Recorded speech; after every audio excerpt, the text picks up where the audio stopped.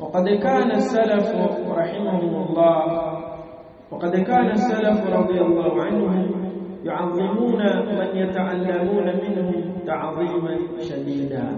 حقيقة walikuwa salafu salih wema waliotangulia masahaba wakiwatukuza na kuwaheshimu wale ambao wanasoma kwao heshima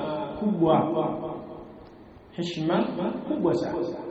Walikuwa salafu na masahaba Allah walidhie wakiwaheshimu na kuwatukuza wale watu ambao walikuwa wakisoma kwao ta'dhiman shadida, heshima kubwa sana. Yani wale as-salaf walikuwa wakisoma kwa salaf. Mfano wanafunzi walikuwa wanasoma kwa mashaikh wao, basi wale wanafunzi walikuwa wakiwaheshimu sana wale mashaikh wao. Wa atharuhum fi dhalika shahidatun ala adabihim fi majalis at-ta'lim. Na athari zao kwa maana yale mafundisho yao, maneno na matendo yao, yani hao salaf katika hilo kuwatukuza walimu na kuwaheshimu, shahidatun, yani mafunzo yao yanashuhudia ala adabihim, juu ya adabu zao, fi majalis ta'alimi, katika vikazi vya kusoma na kuchukua elimu, wa ala tawqirihim limuallimihim, na yale mafunzo yao yanashuhudia juu ya heshima yao kwa walimu wao, wa ala tawqirihim, na juu ya heshima yao limuallimihim, kwa walimu zao. Talibul ilmi jitahidi kuwaheshimu watu wanaokufundisha. Fahadha الربيع بن سليمان صاحب الشافعي رحمه الله يقول، na huyu anaitwa الربيع بن سليمان صاحب الشافعي, mwanafunzi wa Imam Shafi'i, Allah warehemu wote, yani amrehemu الربيع na amrehemu الشافعي.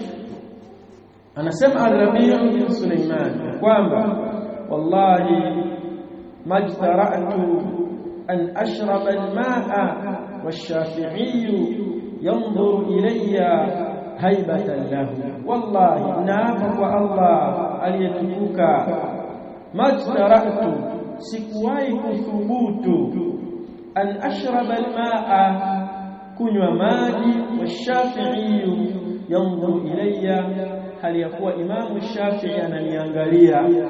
Kwa nini? Haibatan lahu, kwa sababu ya kumuogopa ule uoga wa heshima. Yani kuna mtu kumuogopa ule uoga wa heshima, na kuna mtu kumuogopa ule uoga wa hofu. Sasa Ar-Rabi' ibn Sulaiman alikuwa akimheshimu Imam Shafi'i. Kwa sababu hiyo anasema majtara'tu, sikuwahi kuthubutu, an ashraba al-ma'a, kunywa maji, wa Shafi'i yanzuru ilayya, hali yakuwa Imam Shafi'i ananiangalia. Kwa sababu gani?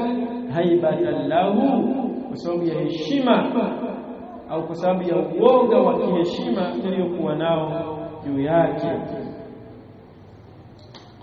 Lakini leo hii unakuta mwanafunzi anakula chakula na mwalimu wake sehemu moja, alafu ananyanyuka, anamwacha mwalimu anakula, yeye ananyanyuka na udogo, na akiondoka hakumbuki kwamba nirejee kusafisha, anamwacha mwalimu wake ale amalize asafishe pale. Basi tulabu ilmi tupo na mtihani huo. Unamkuta talibul ilmi anachupa mipaka sana, mpaka anafikia hatua ana uwezo wa kudokua chakula cha mwalimu wake. Mwalimu kanunua mandazi au bagia za watoto wake, kaja kazisahau mimbali, na nyewe mnajua kwamba mwalimu ndo kazisahau, lakini anatokea huko mwanafunzi anaziba na anazila safi mufti kabisa na hana wasiwasi. Hii ni hatari sana na jambo ambalo linatakikana.